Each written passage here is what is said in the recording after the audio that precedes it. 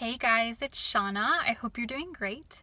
So I'm coming to you again in a car. I know it's kind of weird, but I have been wanting to make this video for a while, and I just had another inspiration to make it, and I feel like it's going to burst out of my chest if I don't make it now. So I wanted to talk to you a little bit about Mercury retrograde, and more specifically this idea of correlation versus causation in astrology. And so what I mean by that is this idea that the planets are correlated with life events on Earth, or the idea versus the idea that the planets cause something to happen. And so this has been really on my heart lately, because I notice that the language that, and I'm guilty of this too, the language that we use, especially even astrologers, but a lot of pop astrology and day to day, it's like, oh, Mercury retrograde is like hating my life right now. It's fucking up my life. Or Pluto is giving me a hard time. There seems to be this deeply ingrained and subtly ingrained, even in our language, this idea that the planets cause something to happen. And again, I'm guilty of this too, but it's been something that I've really been thinking about, and the way that I look at it, that feels not just that it feels more empowering, but that it feels more authentic and true and accurate, is that the planets are just a reflection. They are a tool that we use to tap into our psyche. So they are not an outside force that causes something. And I've really been thinking about this a lot lately, because as you may know, I've gone back to school, and so I'm taking a lot of psychology and anthropology classes.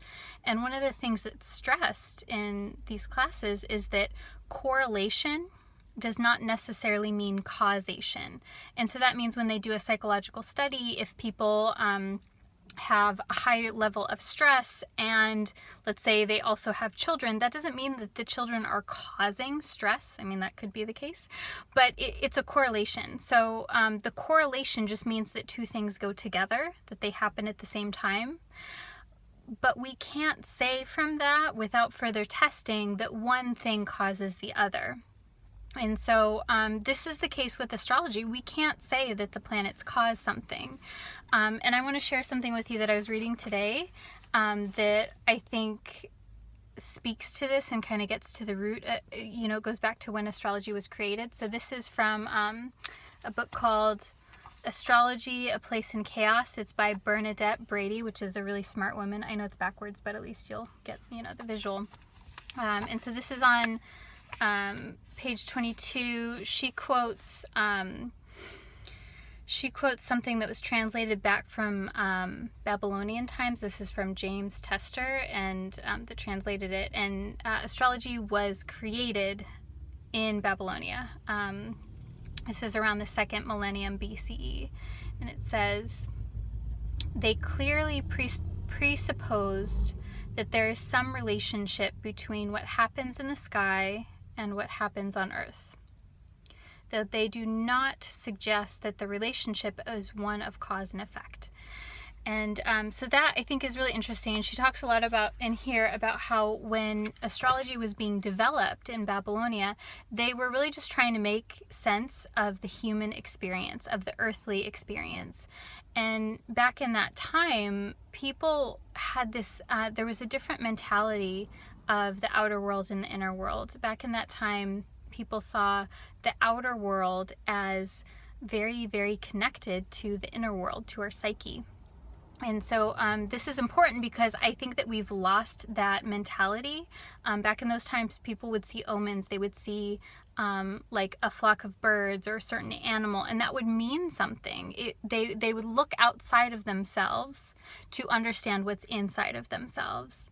And I think that we've lost that over the centuries, and that it's starting to come back in. I think that we see that a lot with the New Age development, and you hear a lot of people talk more about synchronicity and spirit animals and guides and intuition and things like this. And so these are all just names for different tools that we use to understand ourselves. And so the bigger part of this is I want to make sure that we don't get lost in the technique because at the end of the day, astrology is just a technique for understanding ourselves.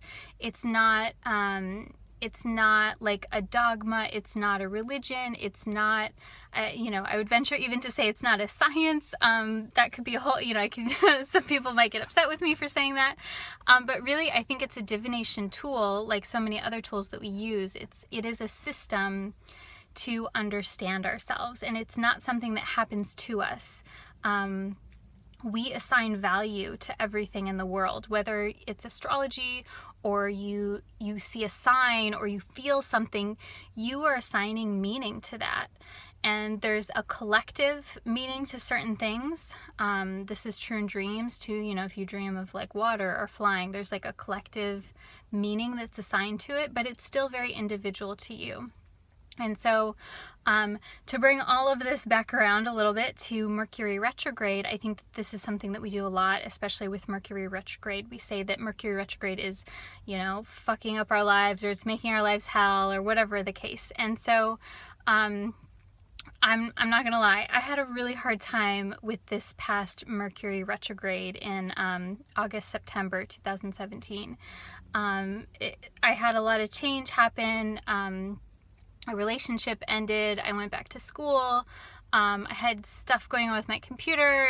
I was like just feeling really overwhelmed and a lot of change. And I think that a lot of this,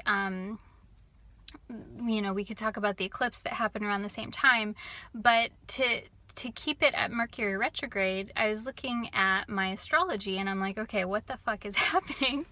And a correlation that I noticed was that this Mercury Retrograde happened to coincide, it happened to transit to my ascendant and my natal Venus.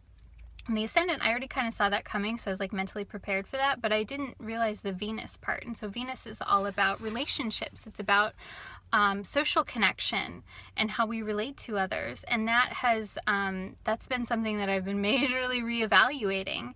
And the thing is Mercury Retrograde doesn't make this happen.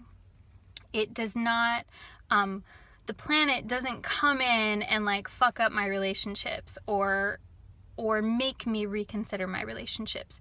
It reflects certain issues that may come up for me that are already, like certain issues that I'm already going along and that are continuing to unfold as I live my life. And so it's something that I can look to understand what's happening, because all of these things would have happened regardless of whether Mercury is retrograde or not.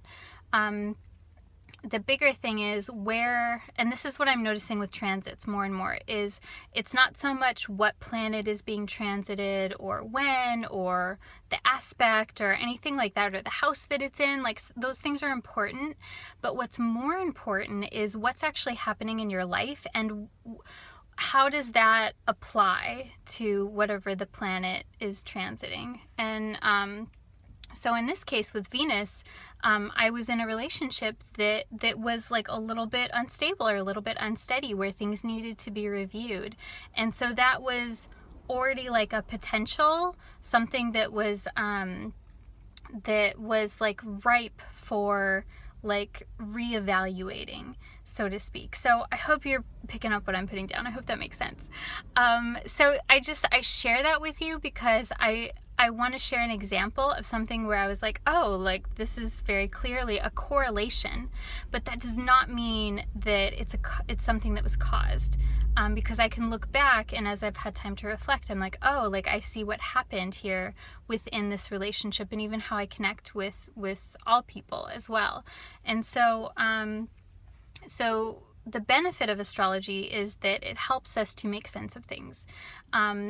We can use so many other different kinds of tools. We can use meditation and dreams and tarot and free writing, like all of the things. Meditation, I think I said meditation. I happen to like to use astrology because for some reason it speaks to me. That being said, I would encourage you to explore what it is that speaks to you. What is it that helps you understand your life? Maybe it's that you see synchronicity and omens, and maybe animals speak to you. Maybe it is astrology and you want to look more into astrology. my main message, I know this is a longer video, but that I want to get back to is all of these things, they do not tell you what to do or who to be. They do not tell you what to do with your life. Because the moment that you assign that kind of value to any kind of divination tool, you're giving your power away, and then that is asking for trouble, and that is putting you in a position to where your life is not going to flow, because you're going to keep the universe is going to keep throwing things back into your court. And so the more that we can look at this as we are the ones that are assigning the meaning, then we can actually play with it a little bit more. And it doesn't mean that the struggles and the suffering that we have is going to go away completely and everything's going to be sunshine and gumdrops, but it does mean that we can feel a sense of power in our lives. And it means that we can feel this sense of authority in our lives, which feels really good. So that's what I wanted to say today. And I want to wrap this up with, leave me a comment below. Let me know, what you think about this, if it resonates with you or if it doesn't resonate with you. If there's something that you've noticed as far as your personal transits, or if you want to ask me about it and be like, what about this? What, I want to open the dialogue here. And so, even if there's other tools or things that you use to connect with yourself to make sense of your life. So thank you, and I'm wishing you a lovely day. I will talk to you soon. Namaste.